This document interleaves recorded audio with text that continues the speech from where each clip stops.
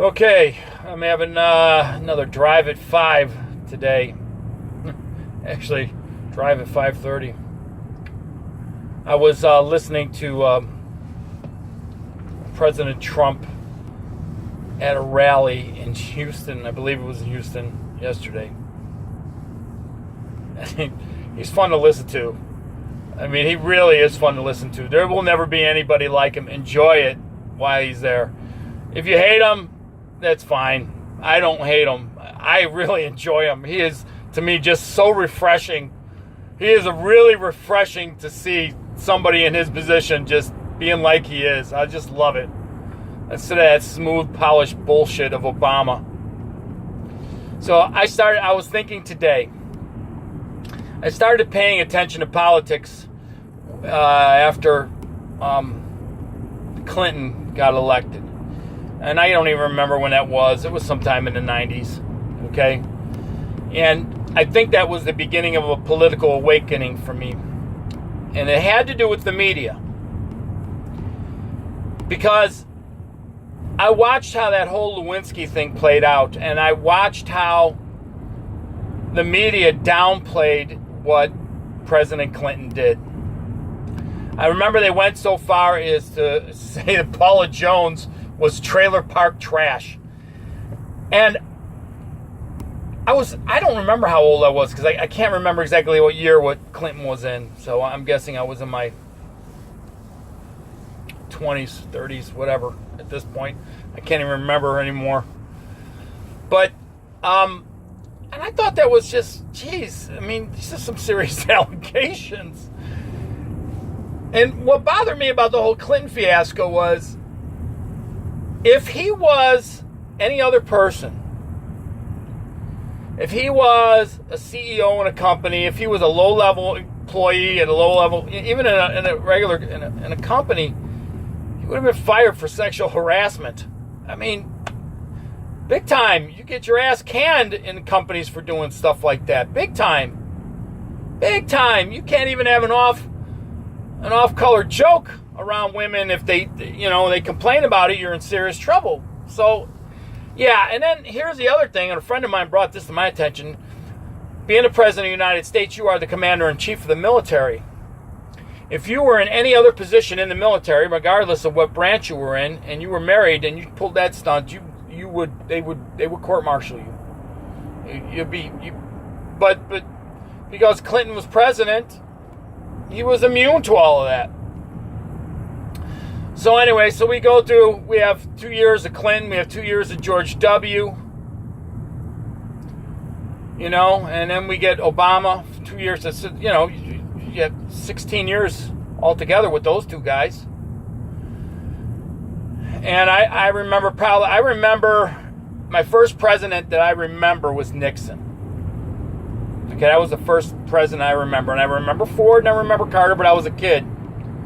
But you didn't give a damn. And when I was a teenager, Reagan came into power. And I remember when Reagan was elected, and the very first thing that happened is the Iranians let all the captives go. But this is my point. I'll give Trump this. And a lot of, particularly if they're younger people listening to this, they have no clue what I'm going to say here. Trump is like P.T. Barnum. P.T. Barnum was around in the 1800s. I think it was post-Civil War. I think it was post-Civil War.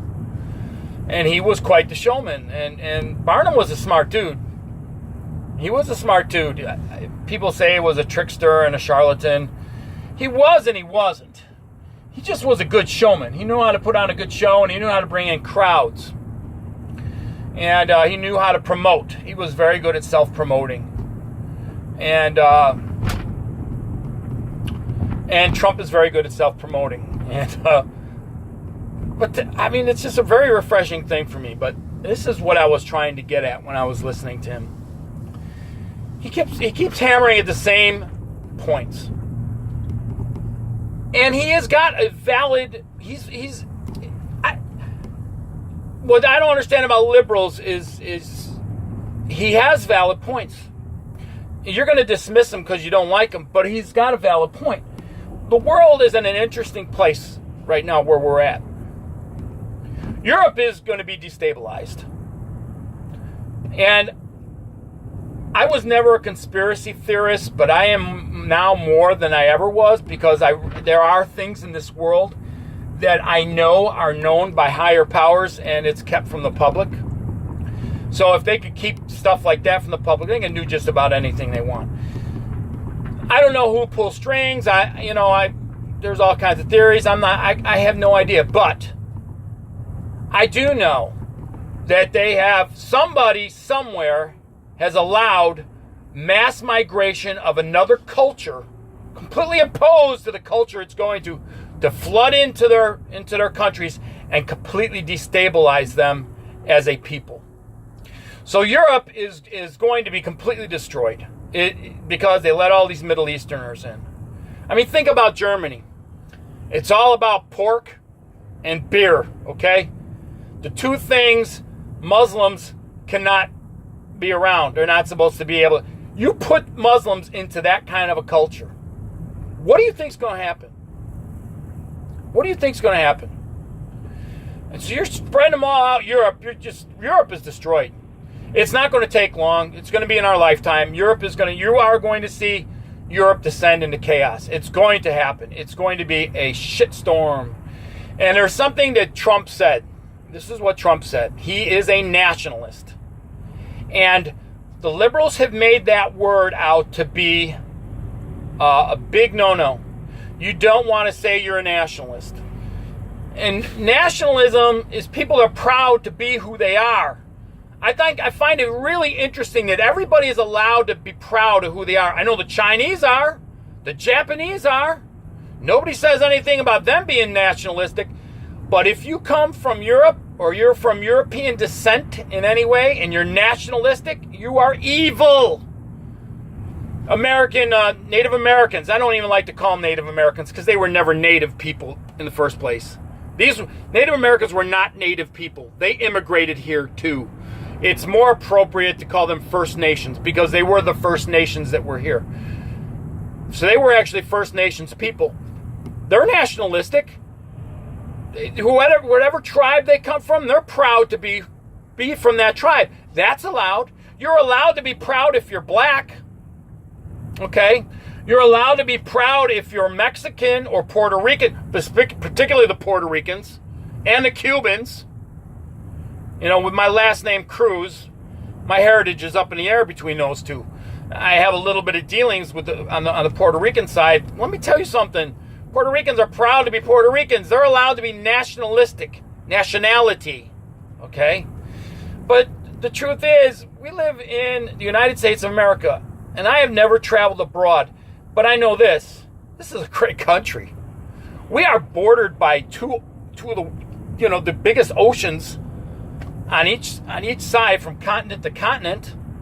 And we got a huge body of water at the bordering in the south, the Gulf.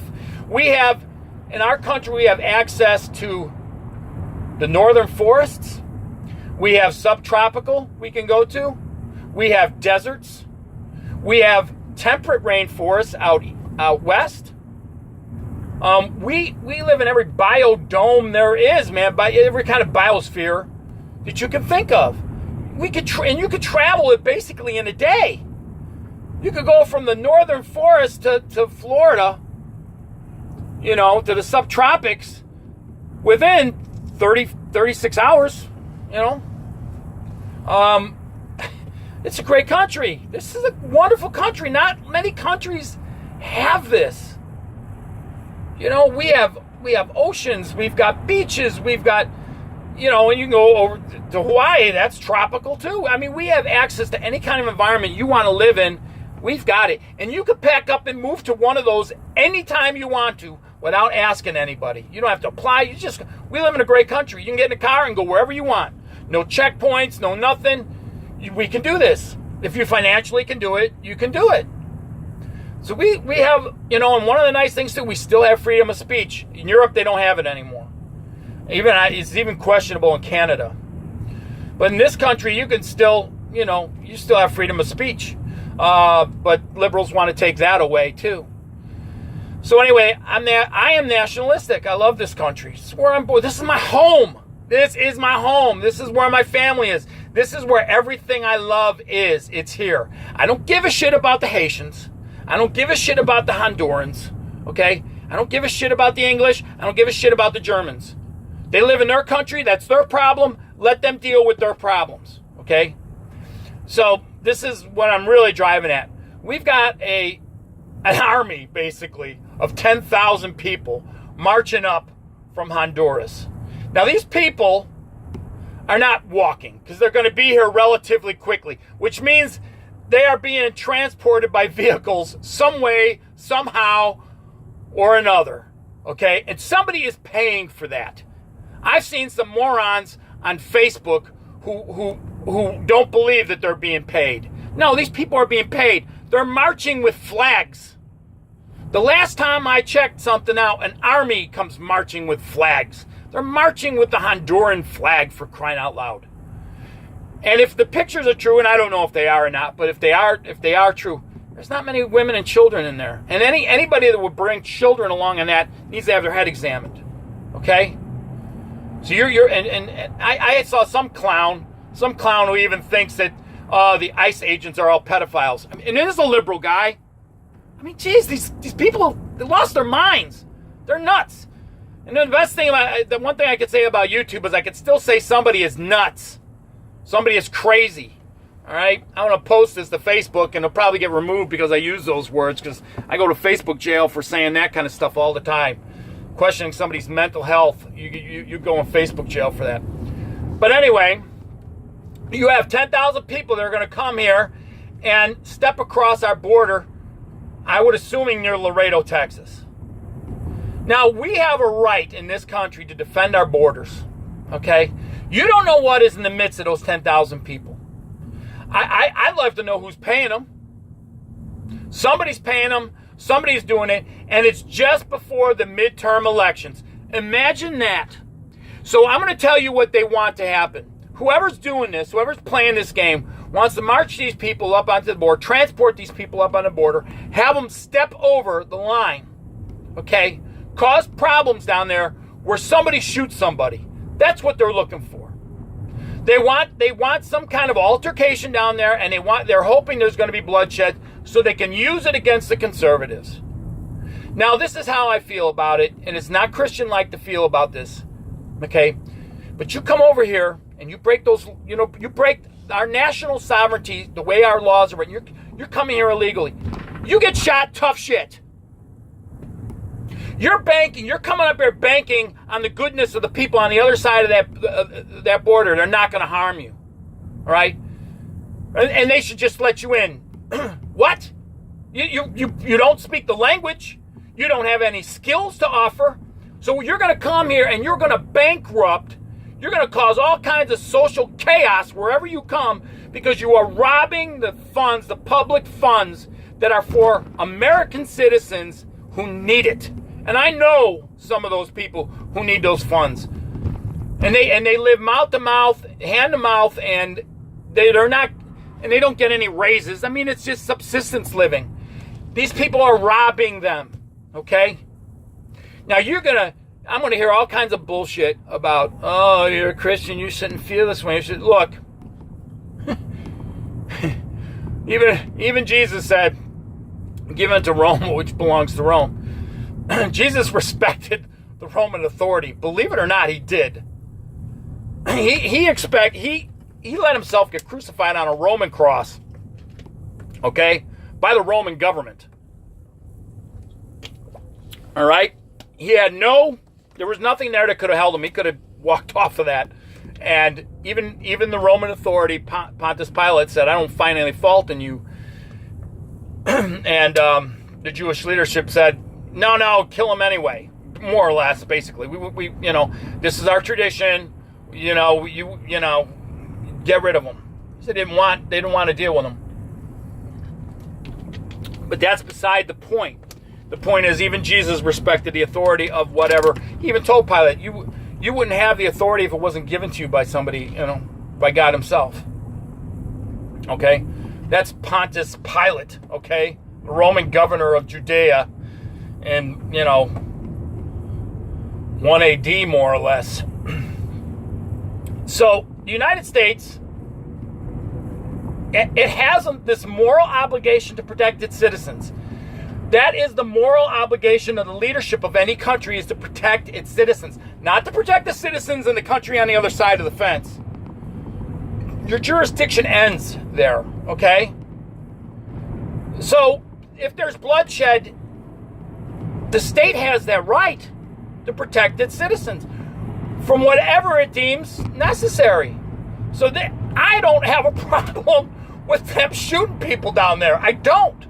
This is the risk you're going to take. What is coming in there? There's 10,000 people in there. You don't know what's in there. You don't know if there's some terrorists amongst them, some of those crazy cartel members, those goofy gangs that are all throughout the Central America. You don't know what the hell's in there. You know, open them with open arms. I have this wonderful idea. I personally, if you're going to let them in, send them all to California. California's a huge shithole now anyway. Just make it a bigger shithole. Just send them all there. Send all of them there. But what it comes down to is this: is Democrats love this stuff, okay? Because this is they like to have voters, lifetime voters. So they like people that are living hand to mouth, because Democrats promise that we're always going to keep this going for you. All right, I live in Chicago, close enough to it. Chicago's really a shithole. I could never live there, but I've lived close enough to it to see the bullshit that goes on. You have whole communities of people on public aid, and what it's come down to is this: they are happy to get what they have because they get to live like teenagers their entire lives.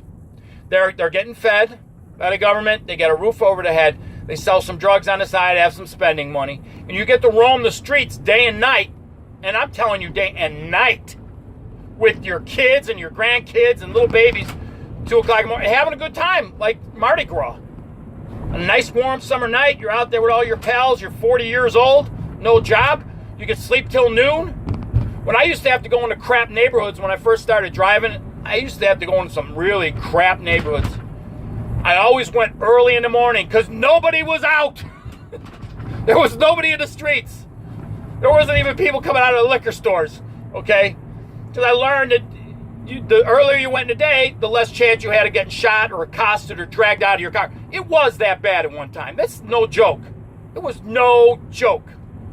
Man, I have stories. I could tell stories from when I was my younger days, having to go into shit neighborhoods in Chicago. So, my point is this: we have a right as a nation, okay, to defend your borders. And you have people coming across, so you should have the legal right to shoot them on sight and kill them. I'm sorry.